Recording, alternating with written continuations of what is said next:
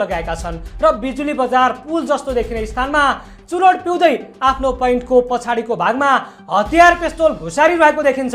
नजिकै उभिएका अर्का युवकले उनलाई पिस्तोल दिइरहेका छन्। प्रहरीका अनुसार प्रारम्भिक अध्ययनले यो तस्बिर सक्कली भएको आकलन गरेको छ। उसो त अहिले सामाजिक सञ्जालमा भिडियो नै आइसकेको छ जसले जेनजी आन्दोलनमा राज्य विरुद्धको अपराध गर्ने मनसाय भएका आपराधिक समूह वा तत्त्वहरूको संलग्नतालाई बल पुर्याउँछ। जेनजी आन्दोलनको सुरुवाती चरणदेखि नै सामाजिक सञ्जाल र सडकमा आन्दोलनकारी युवाहरूले बाहिरी तत्त्वको घुसपेट भएको गुनासो गर्दै आएका थिए। विशेष गरी टिओबी टी सर्ट लगाएका व्यक्तिहरूको भिडियो र फोटोहरू सार्वजनिक हुँदा उनीहरूले भिडलाई उत्तेजित बनाउन र तोडफोड तथा आगजनी जस्ता कार्यमा उक्साउन खोजेको आरोप लागेको थियो। तत्कालीन प्रधानमन्त्री केपी शर्मा ओली समेत आन्दोलनकारीमाथि गोली चलाउन आदेश नदिएको दावी गर्दै षड्यन्त्रकारीहरूले हिंसा मच्चाए र प्रहरीसँग हुँदै नभएका स्वचालित हतियारले गोली हानेको आशंका व्यक्त